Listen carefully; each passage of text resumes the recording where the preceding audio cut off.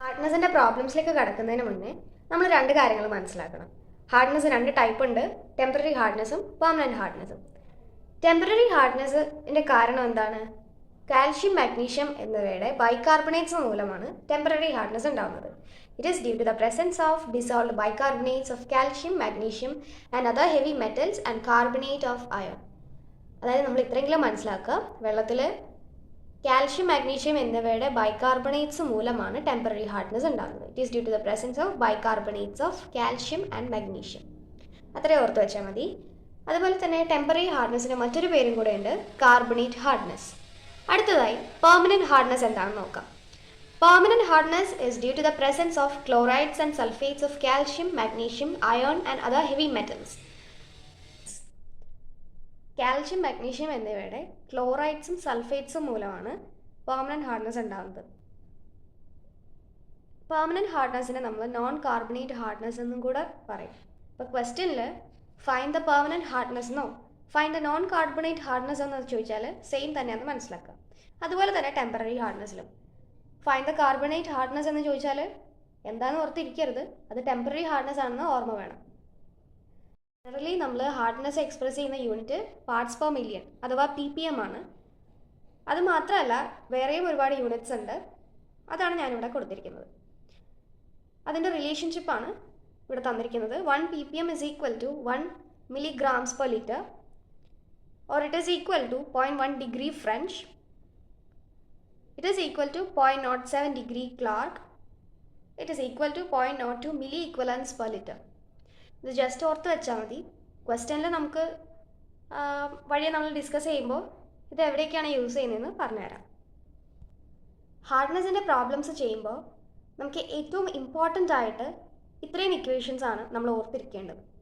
ഈ ഇക്വേഷൻസ് പഠിച്ചാലേ നമുക്ക് പ്രോബ്ലംസിലേക്ക് കടക്കാൻ പറ്റുള്ളൂ, പ്രോബ്ലം നന്നായി ചെയ്യാൻ പറ്റുള്ളൂ. ഏതൊരു പ്രോബ്ലം വന്നാലും നമുക്ക് ഈ ഇക്വേഷൻസ് ഒക്കെ ഉണ്ടെങ്കിൽ ചെയ്യാൻ പറ്റും. ആദ്യത്തെ ഇക്വേഷനാണ് ഏറ്റവും ഇമ്പോർട്ടൻറ്റ് ഇക്വേഷൻ. അത് വെച്ചിട്ടാണ് നമ്മൾ ഹാർഡ്നെസ് കണ്ടുപിടിക്കുന്നത്. ഇവിടെ HPS എന്ന് എഴുതിയിരിക്കുന്നത് ഹാർഡ്നെസ് പ്രൊഡ്യൂസിങ് സബ്സ്റ്റൻസ് എന്നാണ്. ഇത്രയും വലുതായതുകൊണ്ട് ഞാൻ ചുരുക്കി എഴുതിയെന്ന് മാത്രം. നിങ്ങൾ പ്രോബ്ലംസ് ചെയ്യുമ്പോൾ ആൻസർ ഷീറ്റിൽ ഹാർഡ്നെസ് പ്രൊഡ്യൂസിങ് സബ്സ്റ്റൻസ് എന്ന് തന്നെ എടുത്ത് എഴുതണം. നമുക്കിപ്പോൾ ഫസ്റ്റ് ക്വസ്റ്റ്യനിലേക്ക് കടക്കാം. A water sample contains 408 milligram of CaSO4 per liter. Calculate the hardness in terms of CaCO3 equivalents. ഇതാണ് ക്വസ്റ്റ്യൻ. ആദ്യം തന്നെ ക്വസ്റ്റ്യനിൽ തന്നിരിക്കുന്ന കാര്യങ്ങൾ എടുത്തെഴുതുക. ഇവിടെ CaSO4 408 milligrams ഉണ്ടെന്നാണ് പറഞ്ഞിരിക്കുന്നത്. നമുക്ക് ആദ്യം ക്വസ്റ്റ്യനിൽ മോളിക്കുലർ വെയിറ്റ് ഓഫ് CaSO4 കണ്ടുപിടിക്കണം. അതിനുവേണ്ടി കാൽഷ്യത്തിൻ്റെ അറ്റോമിക് വെയിറ്റ് 40 ആണ്, ഓക്സിജൻ്റെ 16 ആണ്, ഒരു ആറ്റത്തിൻ്റെയാണ് 16, സൾഫറിൻ്റെ 32. ഇവിടെ 4 ആറ്റംസ് ആണ് ഓക്സിജൻ ഉള്ളത്, അതുകൊണ്ടാണ് നമ്മൾ 16 × 4 64 ഇവിടെ കണ്ടുപിടിച്ചിരിക്കുന്നത്. ഇനി ഇത് നമുക്ക് ആഡ് ചെയ്യാം. 40 + 32 + 64 ഇത് തമ്മിൽ ആഡ് ചെയ്യുമ്പോൾ നമുക്ക് 136 എന്ന് കിട്ടും. നമുക്കിനി ഇക്വലൻ്റ് വെയിറ്റ് കണ്ടുപിടിക്കണം. Equivalent weight of CaSO4 is equal to molecular weight of, ഞാൻ മുഴുവൻ എഴുതുന്നില്ല, molecular weight of CaSO4 divided by charge of positive ion. ഇവിടെ മോളിക്കുലർ വെയിറ്റ് നമ്മൾ കണ്ടുപിടിച്ച് കഴിഞ്ഞു. എന്താണ്? 136 ഡിവൈഡഡ് ബൈ CaSO4ൽ പോസിറ്റീവ് അയോൺ ഏതാണ്? കാൽഷ്യമാണ് ഇവിടുത്തെ പോസിറ്റീവ് അയോൺ. Ca2+ഉം SO4 2- ആണ് അല്ലേ? അപ്പോൾ 2+, ഇവിടെ 2 എഴുതാം. 136 ഡിവൈഡഡ് ബൈ 2 ചെയ്യുമ്പോഴേക്കും നമുക്കൊരു ആൻസർ കിട്ടും. 136 divided by 2 is 68. Equivalent weight of hardness producing substance ആണ് നമ്മൾ ഇതുവരെ കണ്ടുപിടിച്ചത്,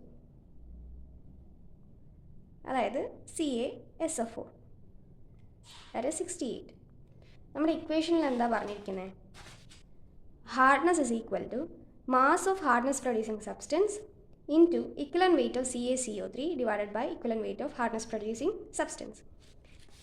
ഇക്വലൻ്റ് വെയിറ്റ് ഓഫ് CaCO3 നിങ്ങൾ ഓർത്ത് വെക്കണം, അത് എല്ലാ പ്രോബ്ലത്തിലും സെയിം വാല്യൂ തന്നെയാണ്.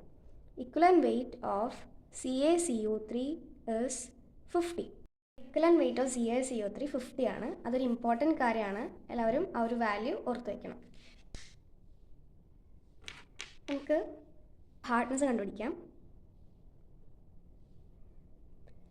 ഹാർഡ്നെസ്സിൻ്റെ equation mass of hardness producing substance. ഇവിടെ mass of hardness producing substance എത്രയാണ്? 408 milligram. So 408 into equivalent weight of CaCO3. Equivalent weight of CaCO3 50 divided by equivalent weight of hardness producing substance, that is 68. നമുക്ക് കാൽക്കുലേറ്ററിൽ value കൊടുക്കാം. 408 into